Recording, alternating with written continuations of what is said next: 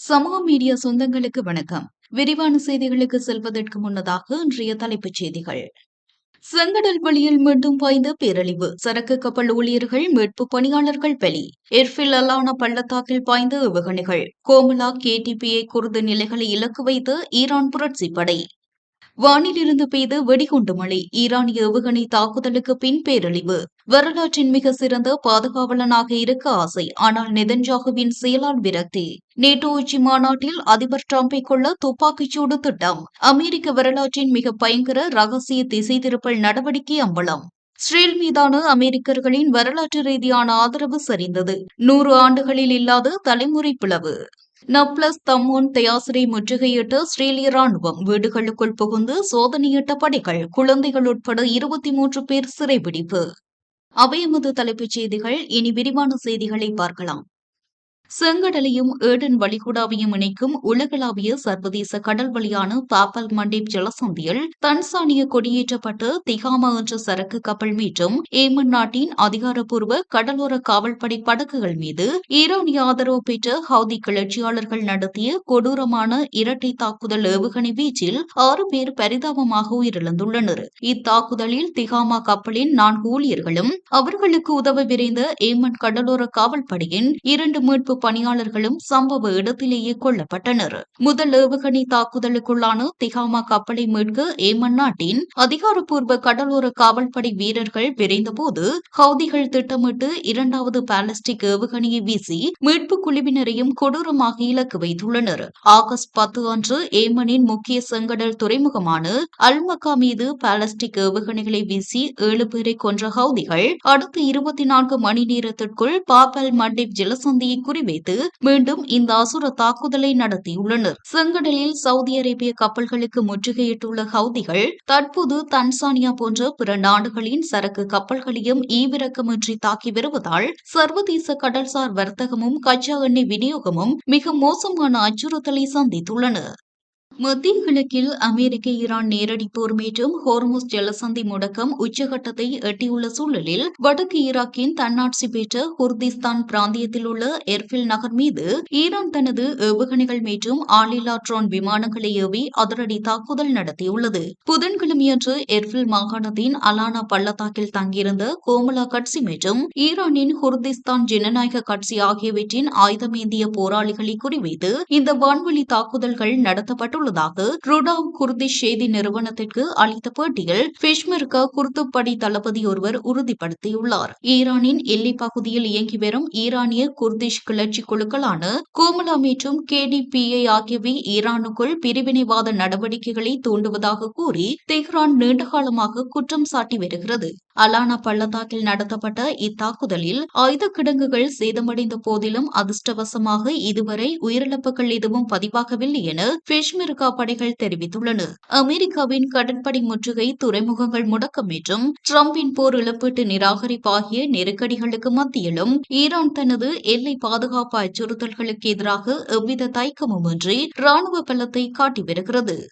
வடக்கு ஈராக்கின் எர்பில் மாகாணத்தில் உள்ள குர்திஷ் கிளர்ச்சி படைகளின் முகாம்கள் மீது ஈரான் நடத்திய அசுரத்தனமான வான்வழி தாக்குதல்களை தொடர்ந்து அப்பகுதியின் பல்வேறு மாவட்டங்களில் 4 தற்கொலை ஆளில்லா ட்ரோன் விமானங்கள் கட்டுப்பாட்டை இழந்து நொறுங்கி விழுந்துள்ளதால் பெரும் பதற்றம் ஏற்பட்டுள்ளது. எர்பில் மாகாணத்தின் சோரன், ஹெலிஃபான் மற்றும் ஹெரேர் ஆகிய மாவட்டங்களில் இந்த ஈரானிய ட்ரோன்கள் அடுத்தடுத்து விழுந்து வெடித்து சிதறியுள்ளதாக ருடாவ் குர்திஷ் செய்தி நிறுவனம் அதிகாரப்பூர்வமாக உறுதிப்படுத்தியுள்ளது. சோரன் நகரில் உள்ள ஒரு பொதுமக்களின் குடியிருப்பு வீட்டின் மீது ஈரானிய ட்ரோன் ஒன்று நேரடியாக மோதி பெரும் சேதத்தை ஏற்படுத்தியுள்ளது. கலிஃபான் மாவட்டத்தின் கிராமப்புறத்திற்கு அருகே 2 தாக்குதல் ட்ரோன்கள் விழுந்து நொறுங்கின. பெனிகரின் மலைப்பகுதியில் விழுந்து நொறுங்கிய 4வது ட்ரோன் வெடித்ததில் அதை சுற்றியுள்ள ஏக்கர் கணக்கிலான புல்வெளிகள் மற்றும் வனப்பகுதிகளில் காட்டுத்தீ பெற்றி எரிந்து வருகிறது. எர்பிலின் அலானா பள்ளத்தாக்கில் தங்கியுள்ள கோமலா மற்றும் கேடிபிஐ குர்திஷ் படைகளை இலக்கு வைத்து ஏவப்பட்ட இந்த ட்ரோன்கள் இலக்கை எட்டும் முன் அல்லது வான் பாதுகாப்பு அமைப்புகளால் திசை திருப்பப்பட்டு இவ்வாறு குடியிருப்பு பகுதிகளில் விழுந்துள்ளதாக கருதப்படுகிறது. இஸ்ரேலின் பிரதமரான பெஞ்சமின் நெதன்யாகுவின் தன்னிச்சையான ராணுவ நடவடிக்கைகளால் ஏற்பட்ட விரக்திக்கும் அமெரிக்க வரலாற்றிலேயே இஸ்ரேலின் மிகச்சிறந்த பாதுகாவலனாக தன்னை வெளிப்படுத்திக் கொள்ளும் தீவிர விருப்பத்திற்கும் இடையே அமெரிக்க அதிபர் டொனால்டு டிரம்ப் பெரும் ராஜதந்திர போராட்டத்தை சந்தித்து வருகிறார். இஸ்ரேலில் உள்ள அமெரிக்க தூதரகத்தின் முன்னாள் பொறுப்பு தூதரான தூதர் மைக்கேல் ராட்னி அல் ஜசீரா செய்தி நிறுவனத்திற்கு அளித்த பேட்டியில் இந்த அதிர்ச்சி தரும் ராஜதந்திர கண்ணோட்டத்தை பகிர்ந்துள்ளார். இந்த ஒட்டுமொத்த பிராந்திய போரும் அதிபர் டிரம்பை ஒரு மிகவும் அசாதாரணமான இக்கட்டான நிலையில் கொண்டு போய் நிறுத்தியுள்ளது என மைக்கேல் ராட்னி தெரிவித்துள்ளார். ஒருபுறம் அமெரிக்க வரலாற்றிலேயே இஸ்ரேலின் மிக சிறந்த தற்காப்பு பாதுகாவலராக தன்னை உலகிற்கு முன்னிறுத்த டிரம்ப் விரும்புகிறார். ஆனால் மறுபுறம் பிரதமர் நெதன்யாகுவின் முடிவுகளும் அவசர நடவடிக்கைகளும் டிரம்பை சற்றே தீவிரமான எரிச்சலூட்டுவது போல் தெரிகிறது. தொடரும் ராஜதந்திர சமநிலை முயற்சி நெதன்யாகுவின் விரக்தியூட்டும் அணுகுமுறைக்கு மத்தியிலும் தமது வலதுசாரி ஆதரவு பிம்பத்தை தக்க வைத்துக் கொள்ள அதிபர் டிரம்ப் தொடர்ந்து ஒரு கடினமான ராஜதந்திர சமநிலையை கடைபிடிக்க முயன்று வருகிறார் என ராட்னி சுட்டிக்காட்டியுள்ளார்.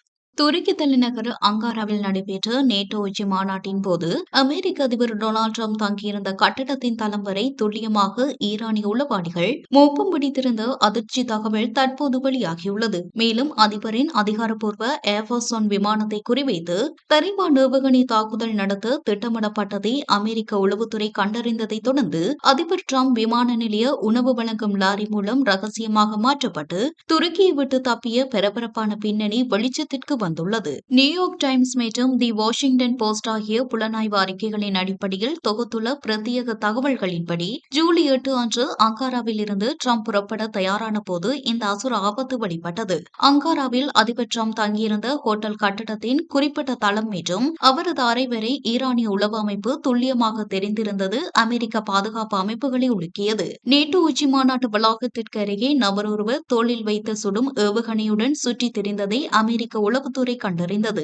அதிபர் டிரம்ப் பழைய நினைவுகளுக்காக பழைய ஜனாதிபதி விமானத்தை பயன்படுத்துவதாக கூறி கேமராக்கள் முன்னிலையில் ஏர்ஃபோர்ஸ் ஒன் விமானத்தில் ஏறினார். செய்தி பத்திரிகையாளர்கள் மற்றும் வெள்ளி மாளிகை ஊழியர்கள் அதே விமானத்தில் அமர்த்தப்பட்டு ஜன்னல் திரைகள் கட்டாயமாக மூடப்பட்டன. விமானத்தின் மறுபுறம் உயர்த்தி வைக்கப்பட்டிருந்த விமான நிலைய உணவு வழங்கும் லாரி வழியாக பிறர் கண்ணில் படாமல் டிரம்ப் ரகசியமாக C-32A என்ற சிறிய ராணுவ விமானத்திற்கு மாற்றப்பட்டார்.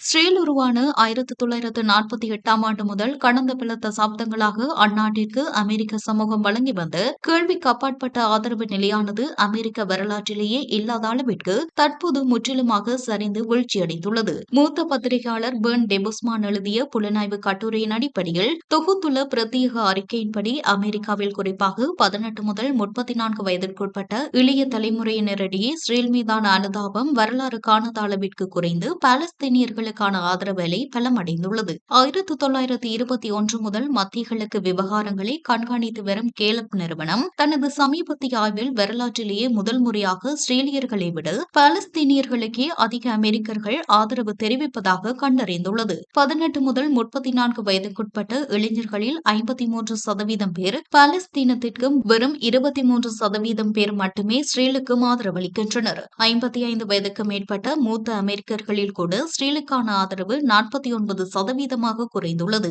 மிச்சிகன் ஜனநாயக கட்சி வேட்பாளர் தேர்வில் இஸ்ரேல் ஆதரவு அமைப்பான AIPAC $31 மில்லியன் அதிகமான தொகையை செலவழித்தும் இஸ்ரேலை ஆதரித்த ஹேலி ஸ்டீவன்ஸை தோற்கடித்து பாலஸ்தீன ஆதரவாளரான அப்துல் எல் சயீத் பிரம்மாண்ட வெற்றி பெற்றுள்ளார். டக்கர் கார்ல்சன், ஸ்டீவ் பேனன் போன்ற அதிபர் டிரம்பின் தீவிர ஆதரவாளர்களான MAGA பிரமுகர்களும் இனி வெளிநாட்டு போர்கள் வேண்டாம் என்ற வாக்குறுதியை மீறி இஸ்ரேலுக்காக அமெரிக்கா ஈரானுடன் போரில் ஈடுபட்டு வருகிறது என டிரம்பை கடுமையாக விமர்சித்து வருகின்றனர்.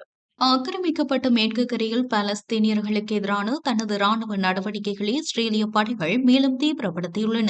நப்லஸ் நகரில் உள்ள முக்கிய தொண்டு நிறுவனம் ஒன்றின் மீதும் துபாஸ் பிராந்தியத்தில் உள்ள 2 கிராமங்கள் மீதும் இஸ்ரேலிய படைகள் அதிரடி தாக்குதல் மற்றும் முற்றுகை நடவடிக்கைகளை மேற்கொண்டுள்ளன. பாலஸ்தீனத்தின் அதிகாரப்பூர்வ வஃபா செய்தி நிறுவனத்தின் அறிக்கைகளை மேற்கோளிட்டு தொகுத்துள்ள பிரத்யேக தகவல்களின்படி மேற்கு கரை முழுவதும் ஒரே நாளில் வீடுகளை இடித்து தள்ளுதல், நில அபகரிப்பு மற்றும் தீவிர கைது நடவடிக்கைகளை இஸ்ரேலிய ராணுவம் முன்னெடுத்து வருகிறது. நப்லஸ் நகருக்குள் நுழைந்த இஸ்ரேலிய கனரக படைகள் இளைஞர் மற்றும் சமூக மேம்பாட்டுக்காக இயங்கி வரும் the future generation hands associations என்ற உள்ளூர் அரசு சாரா தொண்டு நிறுவனத்தின் அலுவலகத்தை அதிரடியாக தாக்கி சூறையாடின. துபாசுக்கு தெற்கே அமைந்துள்ள தம்மோன் நகரத்தையும் கிழக்கே உள்ள தயாசிர் கிராமத்தையும் ராணுவ பிரிவுகள் முழுமையாக சுற்றி வளைத்தன. பல வீடுகளுக்குள் பலவந்தமாக நுழைந்து சோதனையிட்ட படைகள் அப்பகுதியில் கடும் பீதியை ஏற்படுத்தின. பெத்லஹேம், ஜெனின், ரமல்லா, கல்கிலியா மற்றும் ஆக்கிரமிக்கப்பட்ட கிழக்கு ஜெருசலம் ஆகிய பகுதிகளில் செவ்வாய்க்கிழமை நடத்தப்பட்ட மெகா வேட்டையில் 2 குழந்தைகள் உட்பட 23 பாலஸ்தீனியர்களை இஸ்ரேலிய படைகள் சட்டவிரோதமாக தடுத்து வைத்து அழைத்து சென்றுள்ளதாக பாலஸ்தீனிய கைதிகள் சங்கத்தின் இயக்குநர் கமல் பானியோடா உறுதிப்படுத்தியுள்ளார். இத்துடன் இந்த காணொளி நிறைவடைகின்றது. தொடர்ந்தும் சமூக மீடியாவுடன் இணைந்திருங்கள். இது போன்ற பல செய்திகளை தெரிந்து கொள்ள நம்முடைய சமூக மீடியா யூடியூப் சேனலை சப்ஸ்கிரைப் செய்து அருகிலுள்ள பெல் பட்டனை கிளிக் செய்யுங்கள். மேலும் செய்திகளை உடனுக்குடன் தெரிந்து கொள்ள சமூகமீடியா.com என்ற இணையதளத்தின் வாயிலாக எங்களுடன் இணைந்திருங்கள்.